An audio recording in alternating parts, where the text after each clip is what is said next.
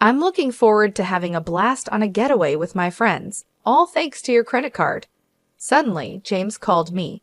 Lately, he's been returning home late, sneaking conversations on the phone with Sandra, and acting nervous around our place.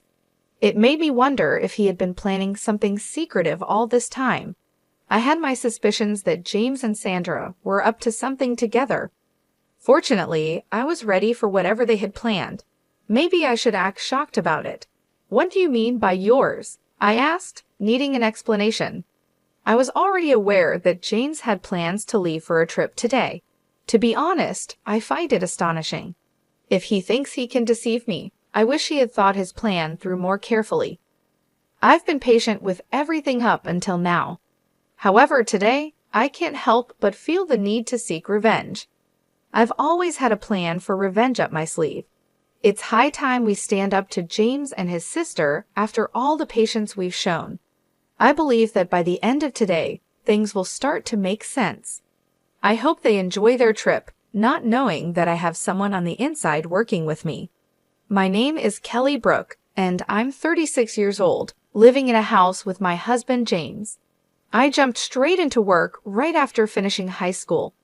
Thanks to some experience and a recommendation from my boss, I've earned several certifications. In my company, these certifications and a solid track record mean a lot. At about 23, I was promoted to a lead position, which was quite an achievement as I was the youngest to ever do so in my company. Even though it's just a leadership role, it's a big deal to me.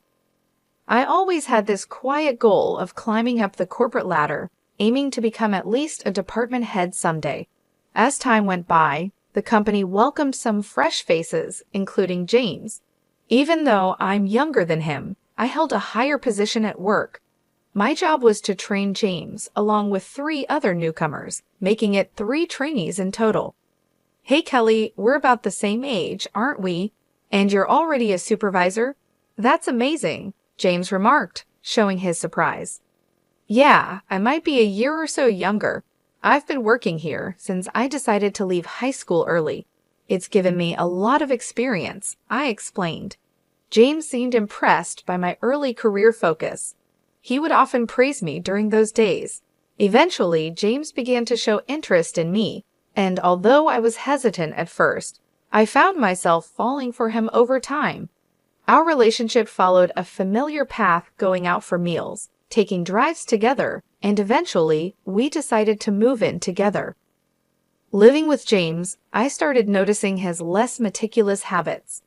I thought it might be his way of showing trust, being his authentic self with me, so I tried not to let it bother me too much. After some time, James proposed and I accepted. We then sat down to talk about our future together. I'd love for you to be a stay-at-home wife, James suggested. I'll work and make money, and you can look after the house. It's the ideal setup. I also want us to start a family soon, buy our own home, and plan our wedding.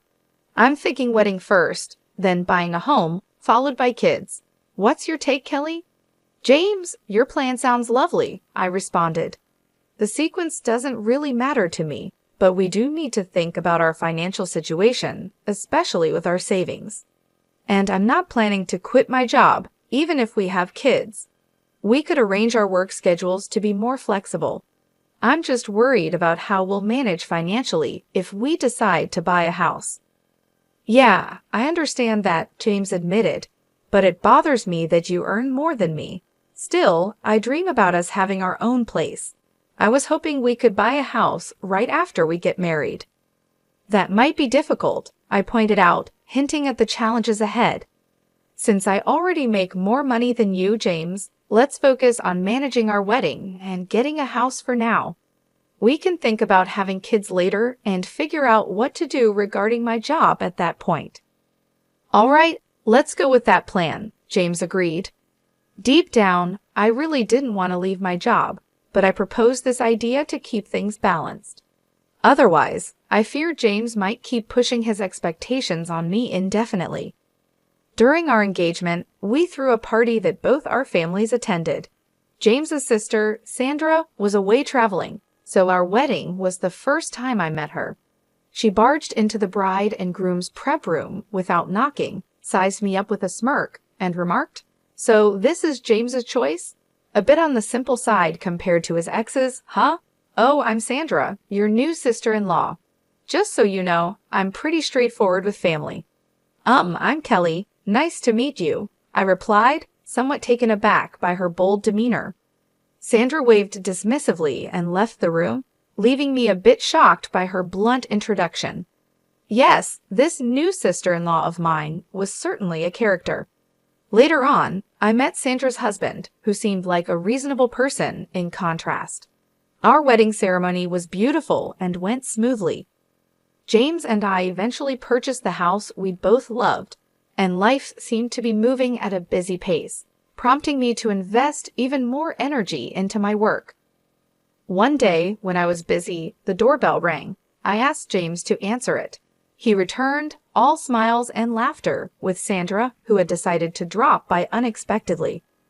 "Kelly, hey, look at James, owning such a big house. That's pretty good for him, right? After all, he's my little brother," Sandra commented, making herself comfortable. "I've been working hard. Feel free to make yourself at home. Kelly, do we have any snacks or something? My sister's here, so let's be quick." I couldn't shake off the feeling that something was off with James's behavior. He seemed to puff himself up in his sister's presence, acting as if he was the sole owner of our house.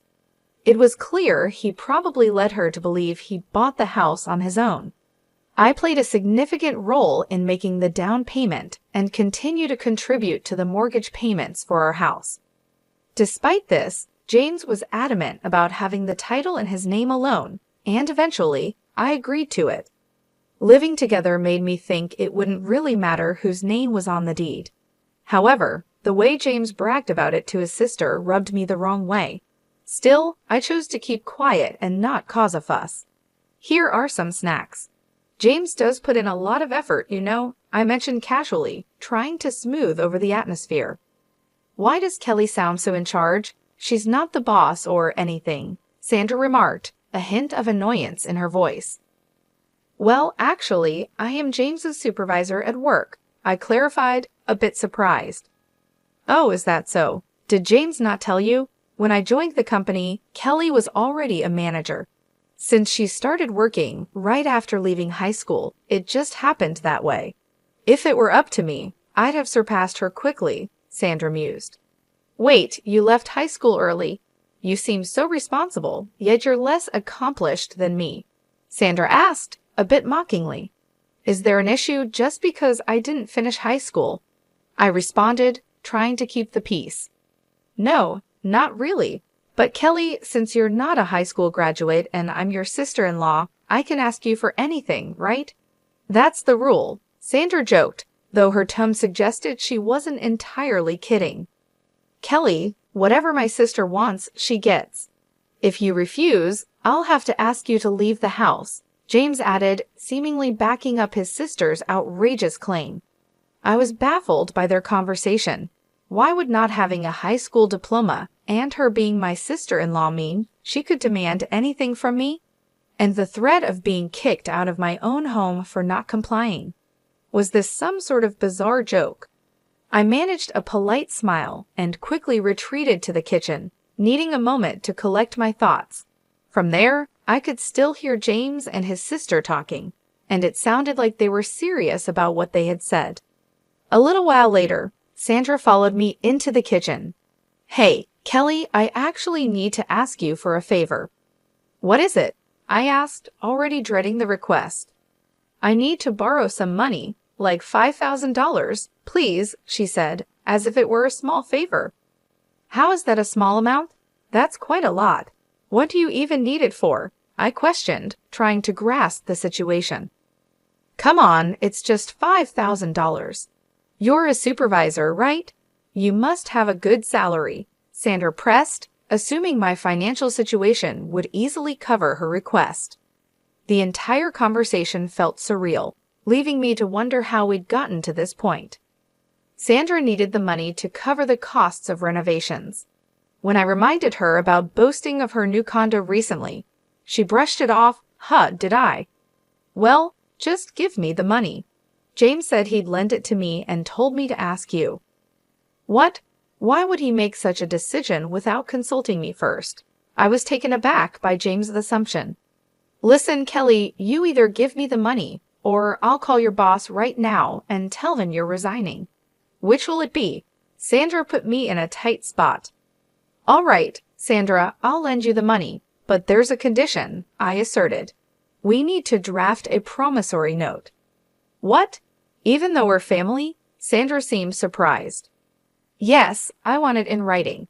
So when you come to collect the money, bring a valid ID with a photo, okay? Ew, such a hassle. But fine, if you're giving me the money, I'll come over tomorrow night. Sandra reluctantly agreed. Despite the inconvenience, I knew it was crucial to get Sandra's agreement in writing. True to her word, albeit grumbling, she brought everything required the next day. Through this ordeal, I realized just how much James was under his sister's influence. It was frankly absurd. No matter what I said, it wouldn't have made any difference, it seemed.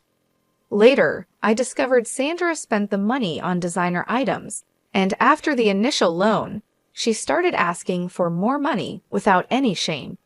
I insisted on a promissory note each time, and within a month, she had borrowed around $12,000 from me. Just when the situation seemed unbearable, I received an unexpected call from my boss. They wanted to promote me from a supervisor to a department manager. I was ecstatic. This was a step closer to my dream of becoming the head manager. Eager to share the great news, I rushed home to James, who had taken the day off. I'm home. James, guess what? I announced my arrival. Welcome back, Kelly. You seem thrilled. What's up? James greeted me. Today, my boss called me in, and guess what? He offered me the position of department manager. I've always aimed to be the head manager, so I'm incredibly excited to be moving closer to my goal. Oh, wait, what? Kelly, you're getting promoted.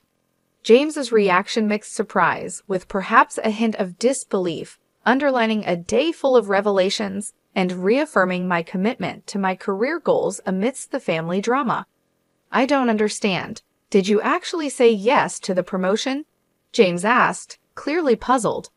Yes, I accepted it. I've mentioned my career goals to you before, haven't I? I responded, surprised by his reaction. Wait a minute. You should have asked for my permission before making such a decision. What were you thinking? Plus, I've always said I wanted you to be a stay-at-home wife.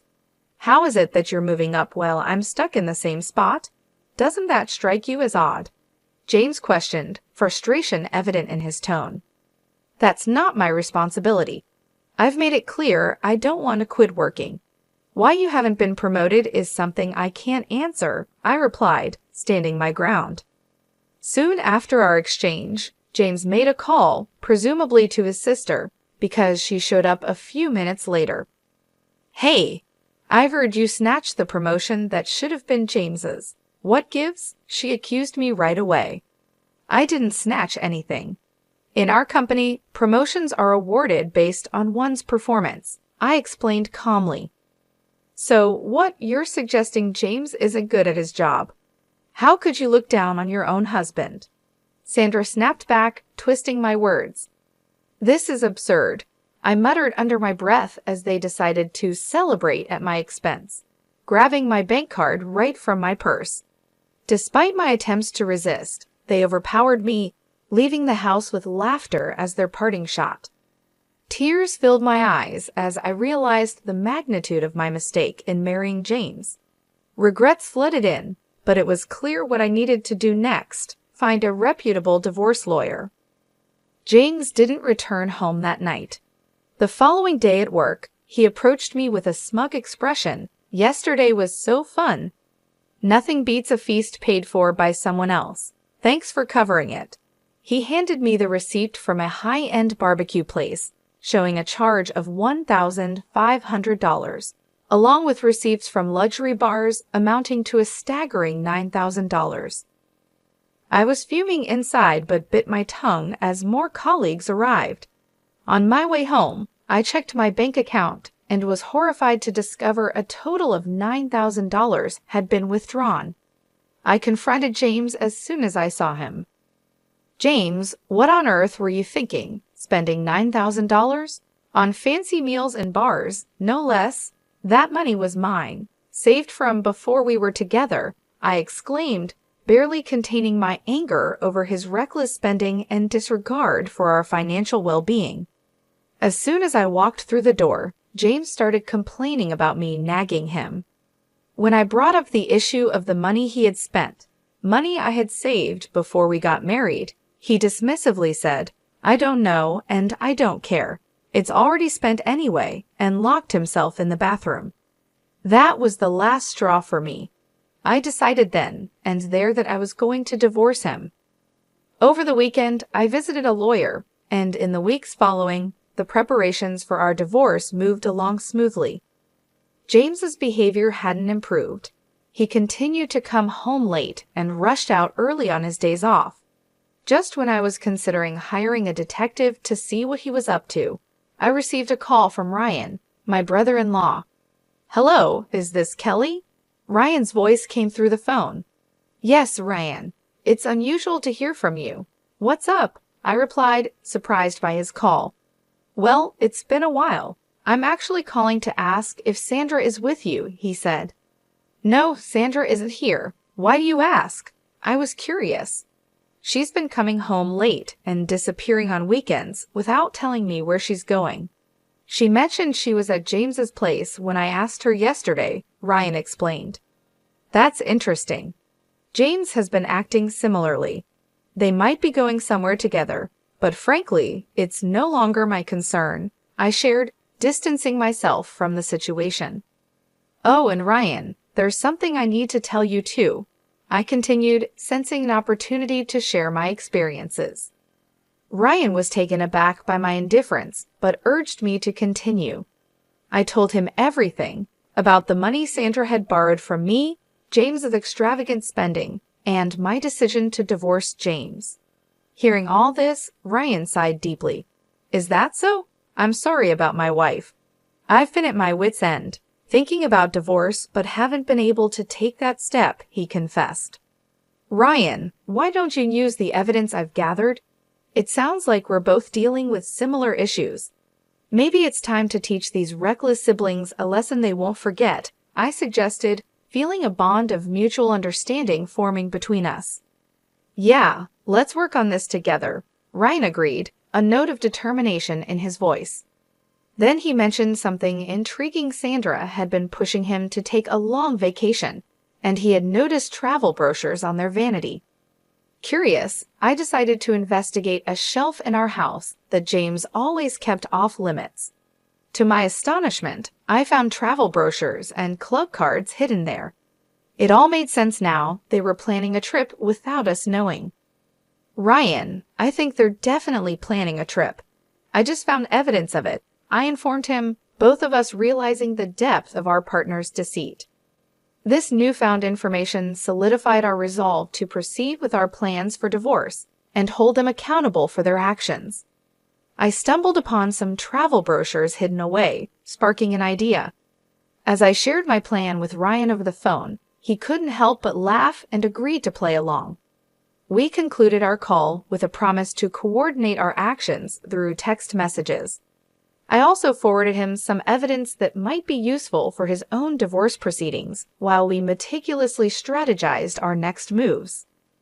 3 weeks later, just as the sun was rising, James left our house, a plan I was privy to thanks to a heads-up from Ryan the previous day. A few hours into his adventure, James called me, boasting about how he was going to enjoy a trip using my credit card with Sandra and their friends.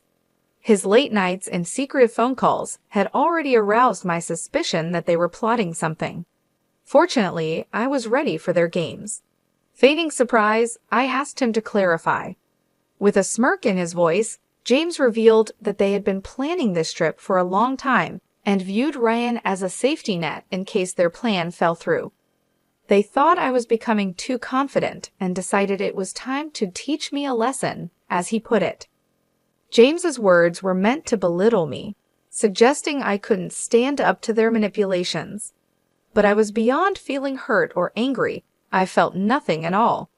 I questioned James about his earlier comment regarding my debit card, playing along with his illusion of victory. Confused, James insisted he had taken my card, but I calmly informed him that my card was still with me in my wallet. There was a moment of silence before he stuttered, questioning what card he had bragged about using. I revealed, much to his shock, that he had mistakenly taken an old gym membership card of mine. It matched my debit card in color and size. Realization dawned on James as he confirmed it did say Fitness Club on the card, and he began to question his mistake, wondering if he had mixed up the cards. Amidst this confusion, Ryan, who had been listening in on speakerphone, couldn't contain his amusement. James's grand plan to splurge on my dime had crumbled over a simple mix-up with a gym card. This blunder not only foiled their extravagant scheme, but also marked the beginning of their comeuppance, with Ryan and I ready to move forward with our plans, strengthened by the absurdity of their mistake. James was adamant he had seen his debit card, but his plan had fallen apart.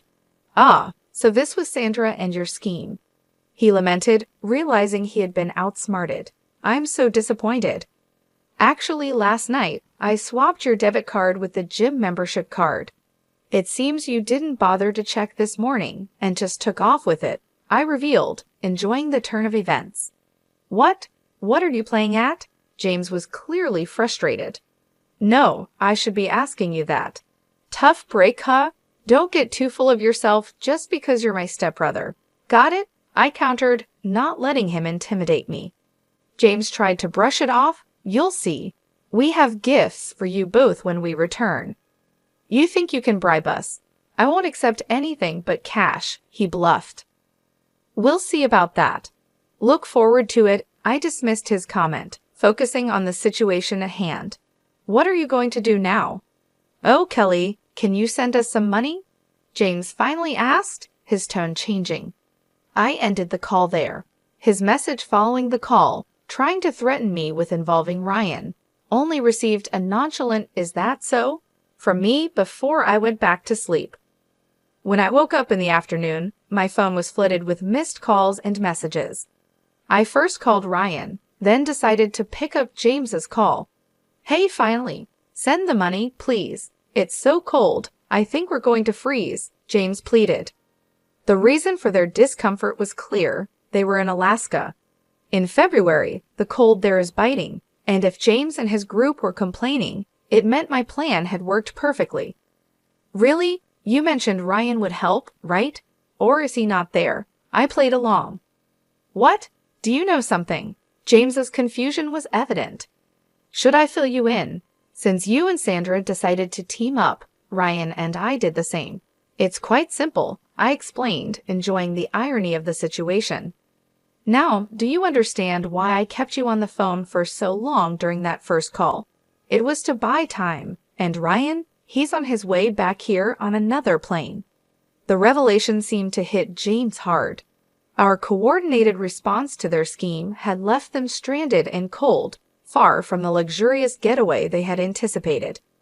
My satisfaction came not just from thwarting their plan, but also from the solidarity Ryan and I showed in facing their deceit. As soon as I received confirmation that Ryan had boarded his flight back, I ended the call with a clear message to James. "We've joined forces to teach you a lesson. Now, find your way back on your own. See you." And with that, I hung up, eager for Ryan's return. I took this time to call my lawyer, setting up what would be our final meeting about the divorce before James and his companions could make their way back. I anticipated a confrontation upon their return and wanted to be fully prepared. Just a few hours later, as predicted, James and his entourage arrived, bursting with indignation.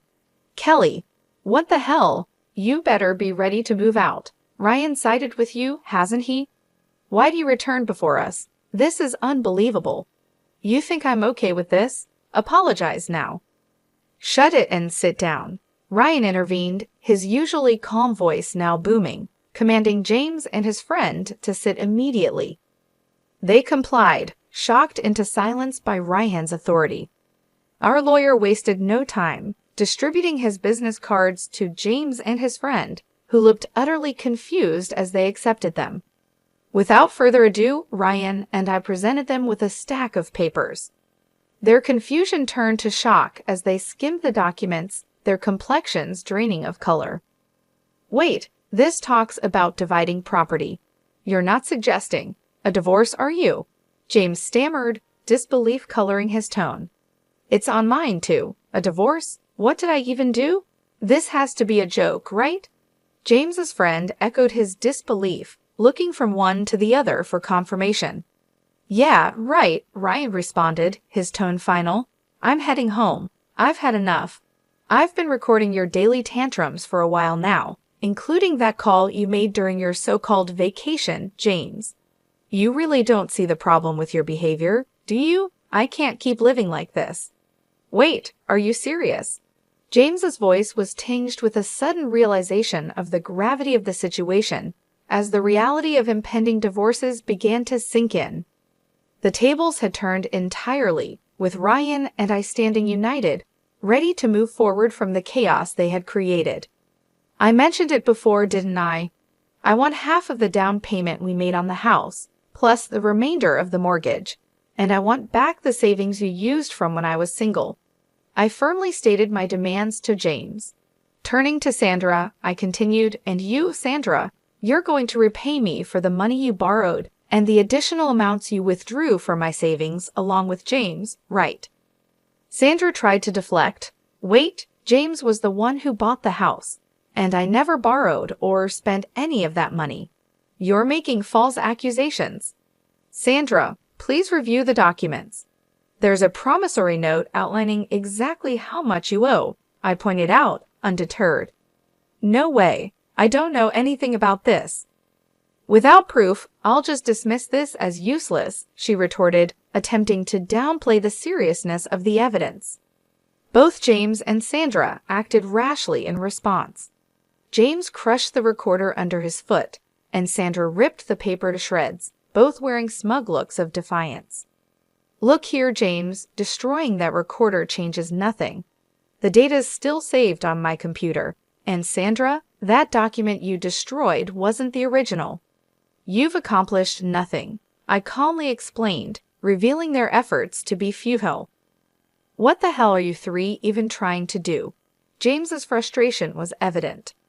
"Oops," was my simple reply, highlighting their lack of foresight. To Sandra, "I also have a claim against you for all the savings you squandered, not to mention the cozy time you spent with that guy at the bar," I added, revealing more of their misdeeds. Faced with the reality of their actions and the legal repercussions, both James and Sandra started to break down, tears streaming down their faces. The financial reckoning was harsh but fair. For James, the total came to $135,000, $8,000 for emotional damages, $100,000 for the house's down payment, and $15,000 for miscellaneous expenses. Additionally, there was an upcoming loan repayment of $4,000. Sandra's bill amounted to $35,000, which included $11,000 for miscellaneous expenses and $31,000 for the loan she had acknowledged with the promissory note. As for Ryan's claims against Sandra, given her intentional distress and frivolous spending, the total was $135,000, $55,000 for emotional damages, and $80,000 for miscellaneous expenses, all calculated without dividing any assets like condos. This stark financial and emotional toll underscored the consequences of their actions, serving as a potent reminder of accountability and the importance of integrity in relationships. After the fallout, I half expected James and Sandra to attempt suing us, given their track record. However, our sharp attorney had already anticipated such moves, including a clause in the settlement paperwork essentially saying, "If you try to sue, you'll surely lose. No one will represent you, and it'll only cost you more. Focus on your repayments instead." With that, we managed to avoid court altogether. I collected my things and left our shared home behind. Word of the whole ordeal somehow reached my workplace, leading to James being transferred to another branch, which helped put some necessary distance between us. Not long after, James reached out with a message that took me by surprise. "Kelly, I miss you. Life's empty without you. Can we try again? You can focus on your career all you want." But I knew better than to fall back into that cycle. "It's not going to happen. Goodbye," was my firm reply. Then came Sandra, trying to play the family card. "Kelly, think it over about my brother. What if we all live together again? Maybe we just misunderstood each other. I think things could be better." My response to her was just as resolute. "Sandra, it's not going to happen. I'm sorry. Goodbye." Both of them pleaded, but I stood my ground, cutting off all contact. Ryan, it turned out, received similar pleas, but also chose to ignore them. One day, passing my old house in a taxi, I noticed a "for sale" sign out front. With the settlement paid in full and all communications cut, I had no clue how James and Sandra were faring, nor did I want to know. As for me, I've moved on and up literally. I bought a condo and settled into my new life. Work has been fantastic, and I was recently promoted to regional director, a role I've long aspired to. Ryan and I have also grown closer, finding comfort and compatibility in each other's company. We've gone out a few times, discovering a surprising ease in our interactions. Life has vastly improved post-divorce, confirming my decision was the right one. As for what's developed between Ryan and me, well, that's a tale for another day.